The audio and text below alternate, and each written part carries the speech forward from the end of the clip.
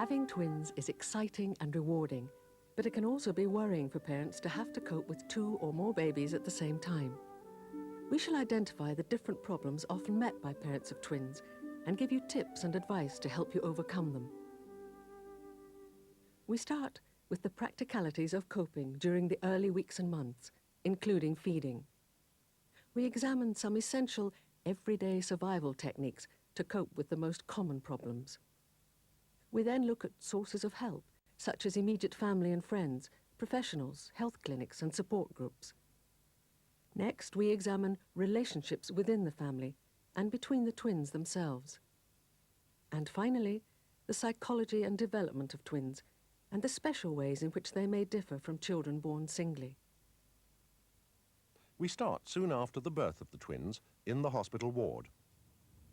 If you had a caesarean section or a difficult birth, you may need extra care and be asked to stay in hospital a little longer than usual. This may also be suggested if one of your babies is rather small and delicate. Twins are generally smaller because they're born 2 or 3 weeks earlier than single babies. This is quite normal, and in itself, their relative smallness is no cause for concern. If one or both twins are very small or ill, they may have to spend some time in the neonatal or special care nursery.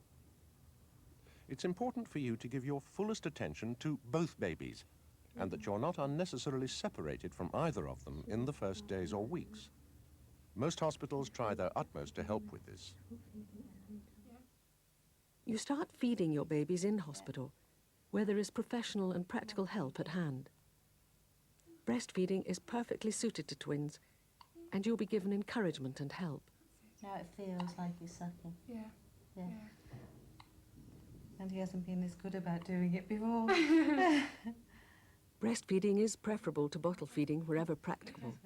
But mothers who decide on bottle feeding should not feel guilty. They should do whatever suits them best. Bear in mind, though, that bottle feeding is not necessarily easier. It can take up more time, and it's also considerably more expensive than breastfeeding. Ideally, you'll have breastfed both babies from the start in the hospital. Some mothers have had the first baby to the breast before the second one was born. A smaller baby may sometimes be given extra bottle feeds in the hospital, but this will not affect the breastfeeding. The most common worry is whether you'll have enough milk to satisfy 2 babies. In fact, the supply increases to meet the demand. Having 2 babies breastfeeding stimulates the natural milk-producing process, and we know at least one mother of triplets who has successfully breastfed all 3. The best advice always comes from someone who has recently done it. Well, I think I was like any first-time mother, that I said, oh, I'll try breastfeeding and see if I can do it, which is a rather negative way of starting because it anticipates that you're not going to be able to do it. I found it incredibly tiring to begin with, but I think that the main thing to do is to relax, to start enjoying it, to feed them more, well, really on demand if you can. Take any crying signal as being that they want feeding, and just believe, which is difficult as a first-time mother, even if you've got one baby, that there's plenty of milk there. And even if you can't feel that there's milk there, that the babies are finding some. And that's really the most difficult thing, that even if your breasts don't feel full and you think these babies can't be getting anything, they actually are getting milk all the time, even when they're just nibbling. At first, you may find it easier to concentrate on feeding one baby at a time, allowing you both to settle comfortably and avoiding the chance of one baby disturbing the other.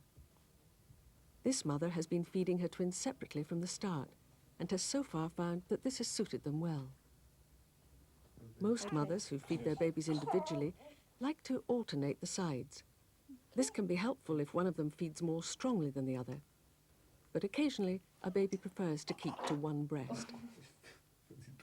Feeding away from home or in public can be tricky at first, until you and the babies have settled into it, and you all know what to do. Having someone else around, especially in the early days while you're getting used to it, can be a help. A practical tip is to learn to express milk. There are various types of pump available today to help, and you may well find that having some expressed milk ready will save you time and trouble.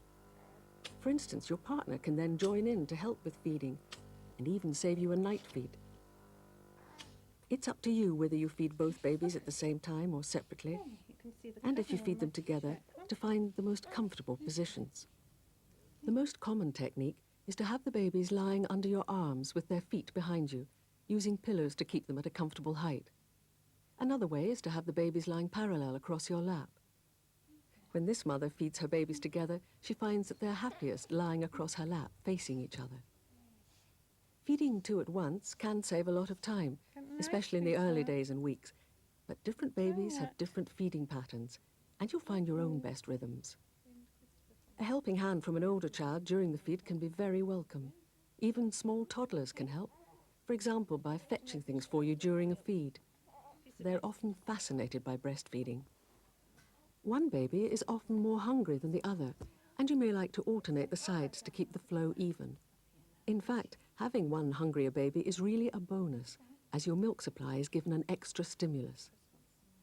Now let's hear from this mother, telling about her early experiences with breastfeeding.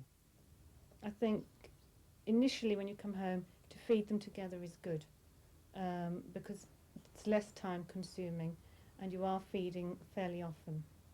But at this stage now, I find it just as easy to feed one, because they only feed for 10 to 15 minutes each. And I find the bonding's better anyway when you're feeding one. You know, I prefer to feed one on its own and cuddle it and play with it. But when they're both screaming together, even now I pick them up and I'll feed them together, while, you know, and have their legs dangling down in front of me. For many mothers of twins, the pressures of trying to cope with two babies are such that bottle feeding becomes the choice.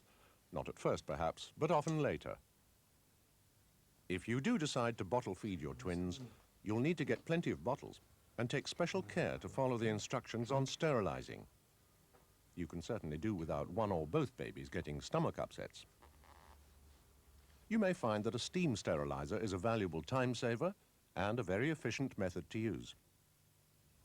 Cushions can help make a comfortable position to feed both babies on your lap so that you can be close to them as they feed. Feeding both at once is actually very time-saving, although you'll need a little practice to manipulate both bottles. Another way to feed is where one or both babies are strapped into their seats. But it's both impractical and dangerous to try to balance bottles so that babies feed by themselves. Babysitters should always be warned about this before they're left with the babies. Whether you decide to breastfeed or bottle feed, be prepared to spend up to 6 or even 8 hours out of the 24 just feeding the babies. When they're between 4 and 6 months old, you'll start to wean them by introducing solids. By this time, you'll know their feeding patterns. Helping each one in turn is often the best way. By the time one has swallowed the food, it'll be his turn again, so it's quite quick. But it's certainly a messy business, doubly so with twins. And if you have a toddler trying to get his share of attention at the same time, you'll need to keep your sense of humour. Yeah. Thank you, Joe. Can we have that later? Yeah. All right, have it later. Can you take it back in the other room again for a minute? No. Please. No. Oh, Minnie. Thank you. In a minute. All right, we give them to them in a minute when they finish their dinner. Okay? No, we don't really want... Do you want to write there? On the table? No. Where do you want to write? Oh, there. You want to write here? Eh? Well, I don't know if you can for a minute, then. Just that. Come here. Oh. Oh, Sammy.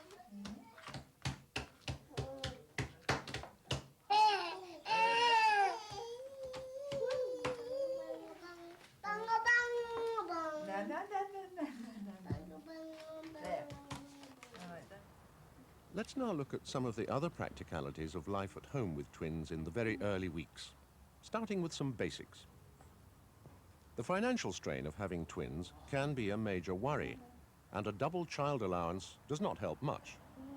Yet there are a number of things you will need from the start. The choice of prams and buggies is a difficult one, and good products are not cheap. Try to get as much informed advice as you can from the shop or from other mothers. Getting around with twin babies is quite a challenge, as other mothers of twins will tell you. But there are various solutions.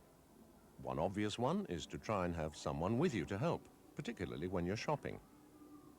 Some shops do have aisles and checkout points large enough to accommodate a double buggy, but many won't. And trying to fill a trolley with groceries, as well as looking after 2 babies, can make shopping almost impossible. It would be better to arrange to do the weekly shop without them, and only take them to shops where you know you can cope. If you don't have a car, you'll probably find buses very difficult. The driver is not allowed to help, even if he wants to, and you will be reliant on other passengers for a hand. Other problems are lifts. Sometimes they don't open wide enough to take a double buggy. Or you may find that your front gate or front door is not wide enough to take it either, and you'll have to deal with each child separately, carrying them indoors one at a time. But don't get too discouraged by the difficulties. It's important for you and the babies to get out together sometimes, and you should find that with practice, you'll find ways of overcoming the snags.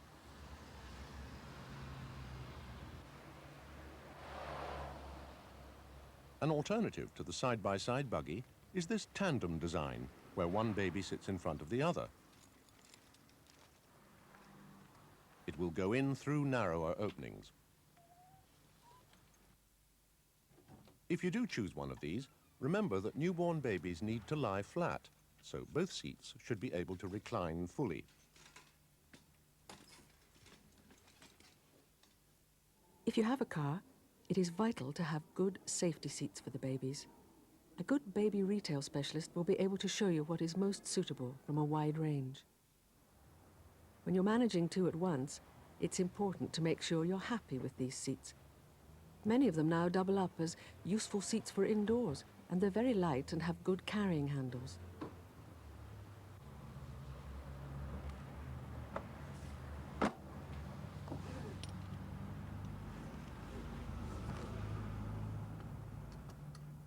When it comes to fixing the seats in the car, try and find a system which you can cope with quickly and easily.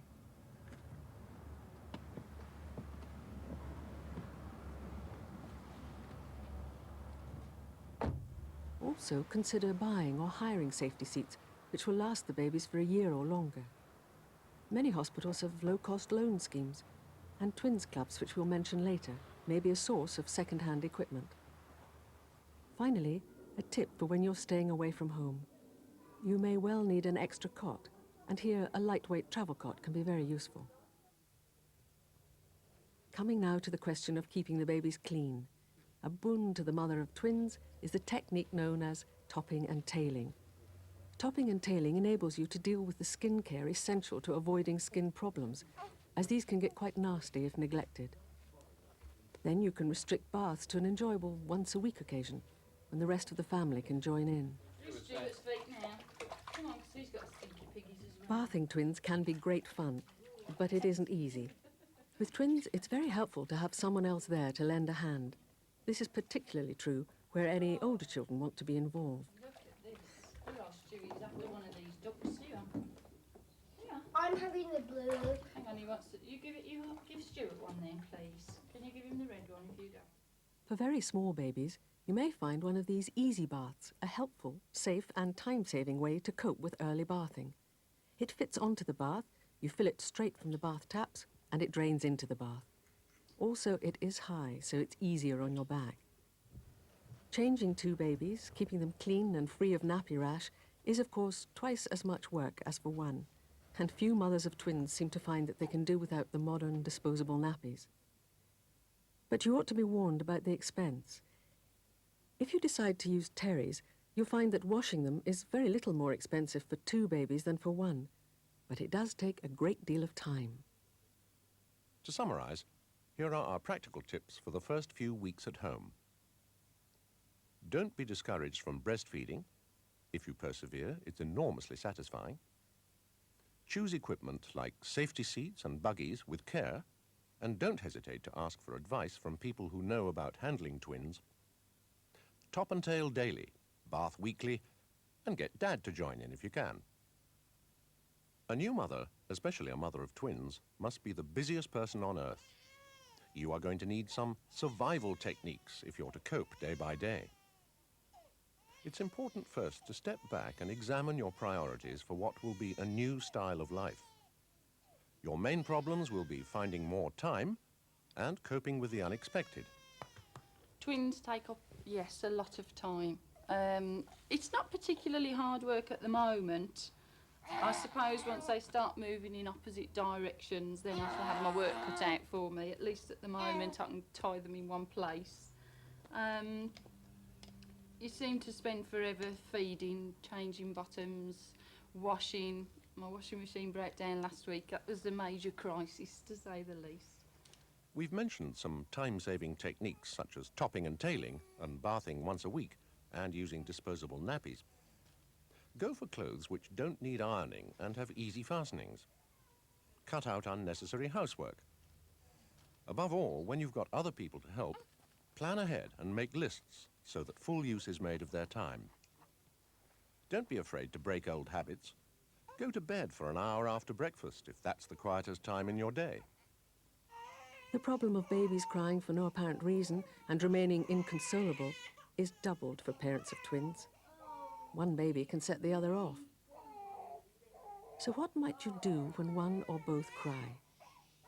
Each case is different, but here are some techniques you could experiment with to find the best way for you. Pick up the noisier baby first. Then, when she's quietened down, you can concentrate on the second. Try to quieten both at once by having one over your shoulder, the other on your lap. Or rock one in the bouncy chair with your foot as you rock the other on your lap. Try changing the sleeping arrangements to avoid one baby arousing the other. Sometimes an older child sharing the room can calm them. Do share the problem with a professional or turn to a support group if things get really difficult.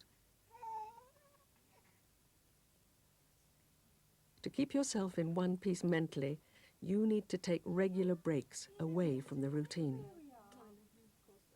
Take the opportunity to go out with your partner or a friend. Looking round the shops or having your hair done can make you feel a bit brighter. If you feel really ambitious, try going to an evening or exercise class. Do anything which takes your mind off the day-to-day routine for a while.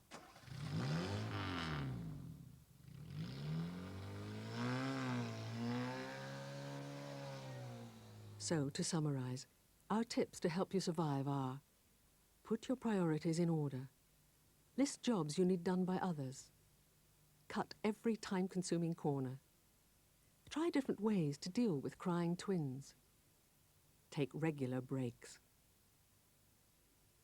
As a mother of twins, you really will need help, especially at the start. The first person to call on is, of course, usually the father. Most fathers respond very well to the arrival of twins.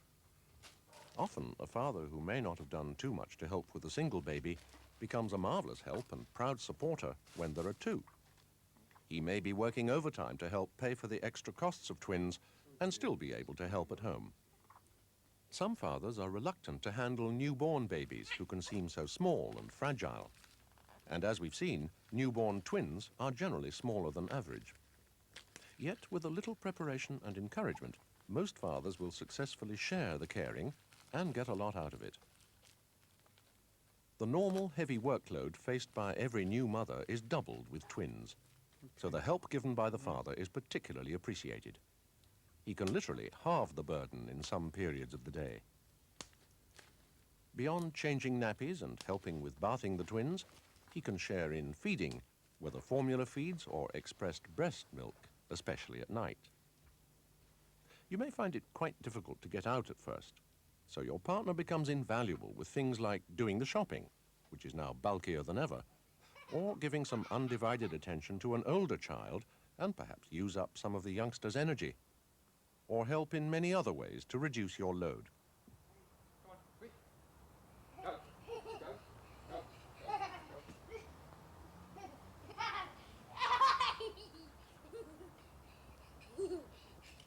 Older children can often be surprisingly helpful if encouraged, rising to meet the occasion remarkably well.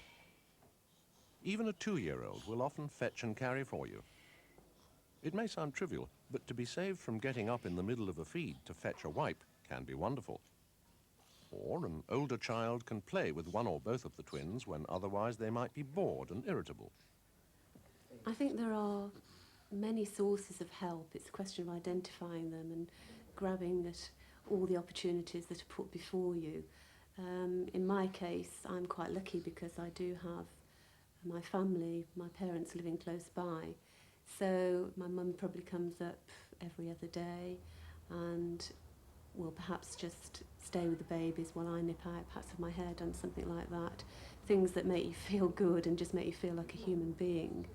I think it's important to try and make some time for yourself. Other sources, of course, friends, building up a sort of support network amongst local friends. I found they have been very useful.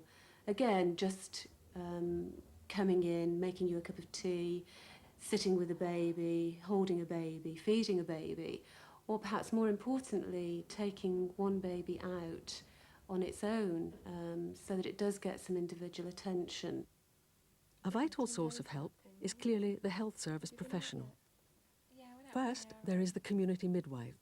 She will call daily to see you and the babies when you first get home, and should be a great help, especially if she recognises or has experience of the special problems of twins. The health visitor takes over from the community midwife about 10 days after the birth. She's concerned with the care and well-being of the whole family. She'll come to your home at first, but you'll also see her at the clinic later. She can advise about immediate practical subjects, such as feeding, nappy rash or immunisation, and also with more personal problems, such as coping with emotional difficulties. Where she can't help herself, she'll put you in touch with the right professional person or support group to help with a particular problem. Your health visitor may be able to get you more help if you need it. Unfortunately, it's very difficult to get a home help paid for in Britain, but other sources may be available. There could be nursery nurse students near you, or a local school that encourages responsible teenagers to lend a hand. Voluntary organisations such as Home Start may be able to help too. The health visitor is one of a team of people you'll see at the clinic when you begin your visits there. They'll be keeping a professional eye on the development of your twins, monitoring and discussing their physical progress with you. And there'll be doctors on hand to give the immunisations and vaccinations necessary for your children's well-being. The clinic is a place to meet other mothers and share experiences. In certain areas, Birmingham, London and York for instance, there are special twins clinics, regularly held exclusively for the parents of twins, triplets and more. We're looking at one in Birmingham, where the popular monthly twins clinic is attended by mothers of twins of all ages.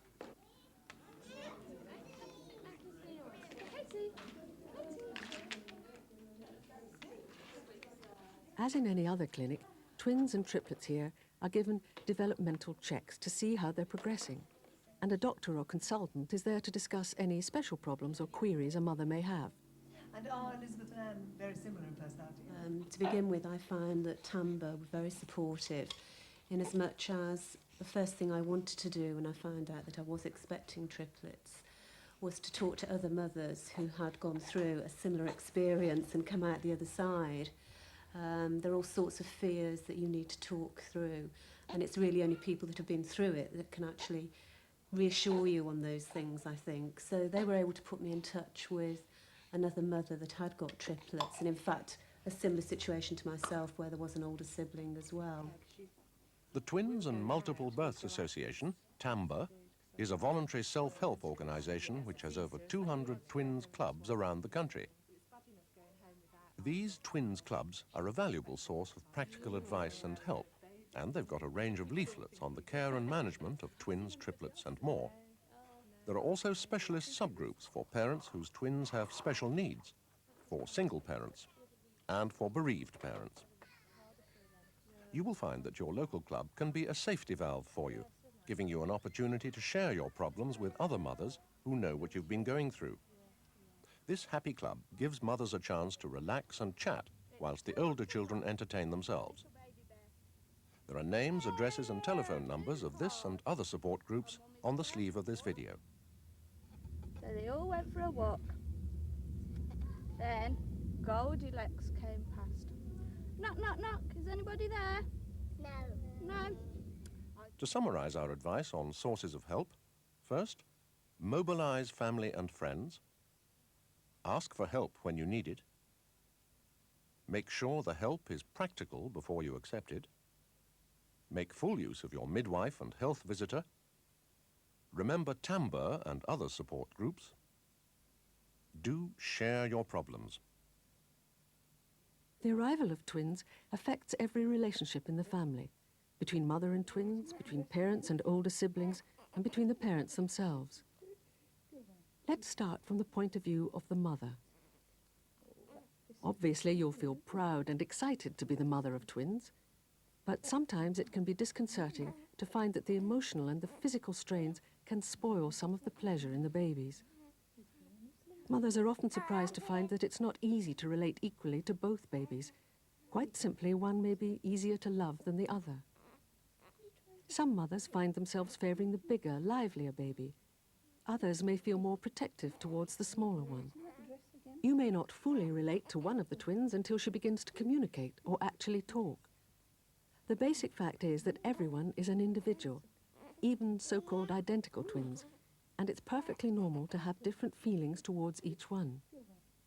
If you have other children, say an older boy, you and he will soon realise that the relationship between you is changing.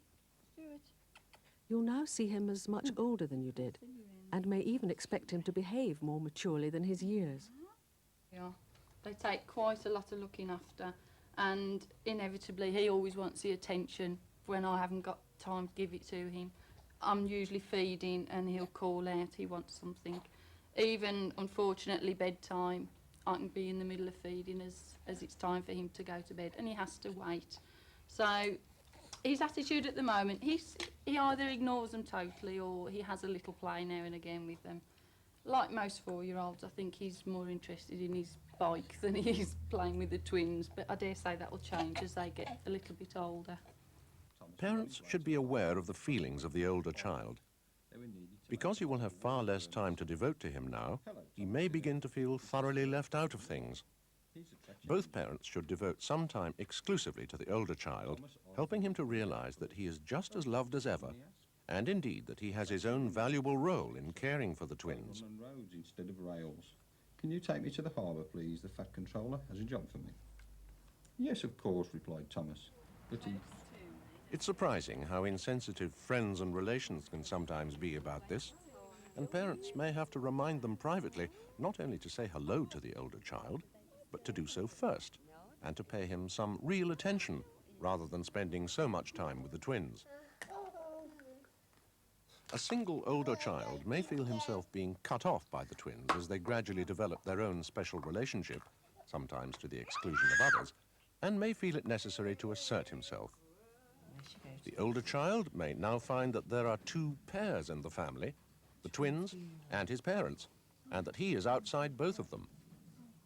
His own emotional needs are in danger of being neglected, although you can help considerably by devoting extra time to him. The twins' extra special relationship with each other can sometimes make even their parents feel left out. Furthermore, there will often be other adults contending for the twins' affection. Parents can find it very galling when their twins' first smiles are bestowed on the babysitter. Fathers naturally tend to spend much more time with twins than they would with single babies. This can lead to an especially close relationship between father and twins later on. On the other hand, sharing or not sharing the burden of caring for the twins can severely strain the parents' own relationship. Parents of twins need to take special care of each other and of their relationship. Often both will be tired, and they must somehow arrange to have time together, relaxed and away from the babies. And not just to let off steam. They should sometimes discuss everything except twins, whether it's the father's work, politics, hobbies, gardening, sex, anything but those babies. In summary, develop your relationship with the twins as individuals, nurture your relationship with older siblings, tell friends and relatives to pay attention to the older child, watch your own relationship as partners. In this last section, we'll look ahead to examine how parents of twins can deal with and respond to the particular needs of their growing children. Watching how twins develop from babyhood onwards is quite fascinating, and we are gradually learning more about this. We're learning, for example, to put more emphasis on encouraging the distinct individuality of twins.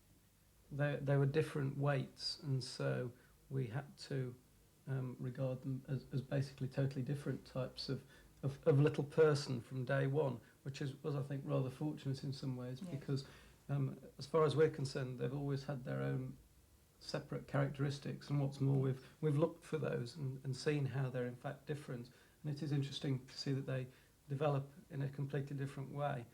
But we would like them to continue growing up as individuals. We think that's very important, not to be referred to as the twins all the time. We do in fact correct people when they say that to us. We ask them not to call them the twins.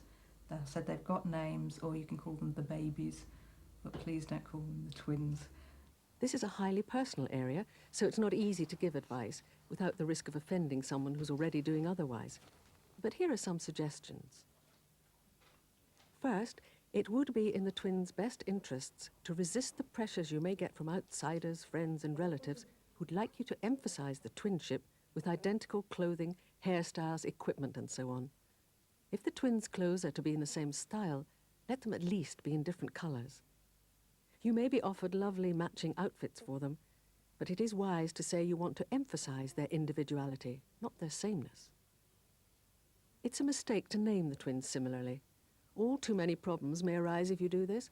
There'll be real problems at school if the teachers aren't sure which child they're dealing with, and constant confusions if the twins' initials are the same. But it's not just snags like these. The danger lies in treating two people as one. It's not just a question of clothes or names, but of identity. Do sometimes take photographs of the twins separately, not always together. And make a note of which is which, in case one day you might not be sure. Arrange for them sometimes to go on separate outings, so that they get used to having different experiences. If this is done early, it'll help with their language development. Contrive to let each of them make his or her special friends. It's very hard for anyone to make friends with two people at the same time, so give their potential friends a chance.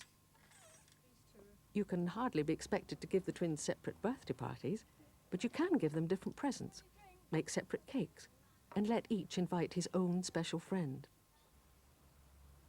In emphasizing that twins are different, we should all be aware of stereotyping them.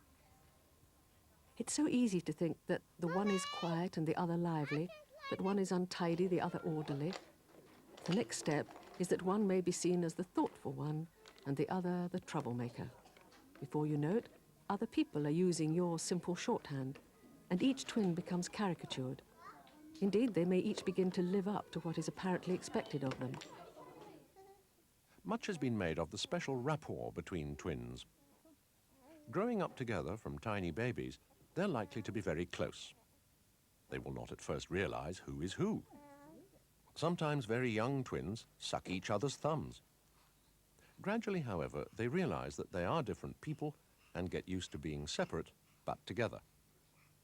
Ideally, they will continue to treasure their special closeness and understanding and bring their different qualities and experiences to the relationship. Somehow, a balance has to be worked out. Twins can develop an independence from the rest of the family as well as interdependence on each other. It's wonderful to see them protecting each other, but not quite so wonderful when they exclude others or gang up on a parent, a sibling, or a teacher. This sort of thing is not uncommon. But twins can also become intensely competitive and be at constant loggerheads with each other. They can drive parents to their wits' end by doing nothing but fight.